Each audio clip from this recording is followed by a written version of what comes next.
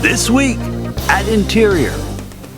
This week marked Climate Week, a chance for the Biden-Harris administration to continue demonstrating its commitment to addressing the climate crisis.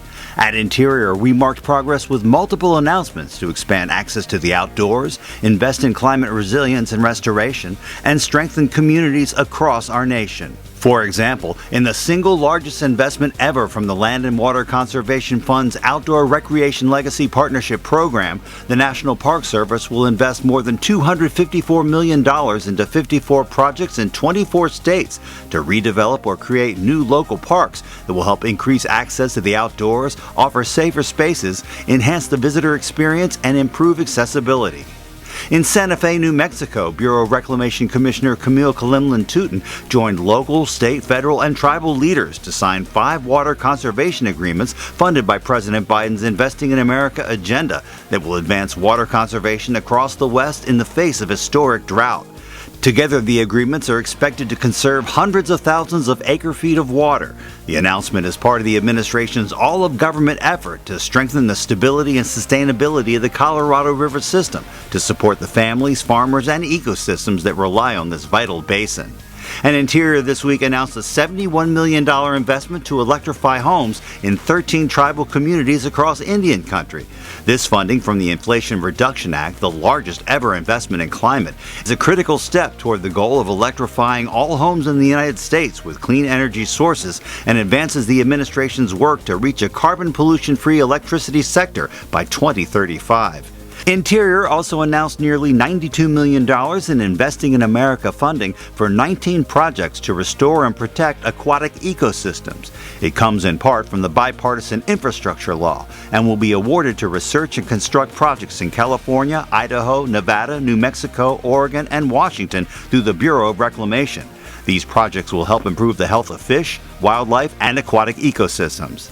And finally, the Office of Surface Mining Reclamation and Enforcement this week announced more than $9.9 million for Colorado to clean up dangerous and polluting abandoned mine lands while creating good-paying, family-sustaining jobs and catalyzing economic opportunity.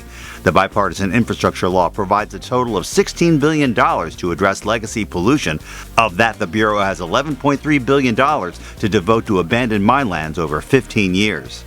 In continuing the effort to address the crisis of missing and murdered indigenous peoples and human trafficking, the Departments of the Interior and Justice this week co-hosted a virtual roundtable focused on improving media coverage of MMIP issues. The event comes as a response to recommendations from the Not Invisible Act Commission, a cross-jurisdictional federal advisory committee created by Secretary Haaland during her time in Congress. The roundtable provided a venue for tribal leaders and representatives, survivors, advocates, and journalists to share the lessons learned and challenges faced in covering these issues. U.S. Geological Survey Director David Applegate took part in a celebration this week marking the 40th anniversary of the Arctic Research and Policy Act, or ARPA. The landmark law laid the groundwork for collaboration between federal agencies and other groups working in the Arctic. In his remarks, Director Applegate highlighted how USGS is a leader in providing vital information about climate change and works with its federal, state, and tribal partners to better understand how Alaskan communities can become more resilient to the effects of the changing climate. The mission is over for the Landsat 7 satellite after more than 132,000 trips around the Earth and more than 3.3 million images. Launched in 1999, the hardy spacecraft exceeded its initial 5-year mission by 20 years, delivering invaluable scientific data for a full quarter century. The joint NASA and U.S. Geological Survey's Landsat mission continues on with Landsat 8 and 9 and the upcoming Landsat Next. This Saturday, September 28th, is National Public Lands Day, celebrating the connection between people and the green spaces in their communities with a coast-to-coast volunteer effort. As part of the national celebration, all entrance fees will be waived at all national parks and other public lands. And our social media picture of the week, the colors of autumn coming alive in Michigan along Pierce Stocking Scenic Drive at Sleeping Bear Dunes National Lakeshore. Sleeping Bear is best known for its clear blue waters and 65 miles of pristine sand, but this time of year the rolling woodlands are the place to get that perfect fall photo. Make sure you follow us on Facebook, Instagram, Twitter, and YouTube. That's This Week at Interior.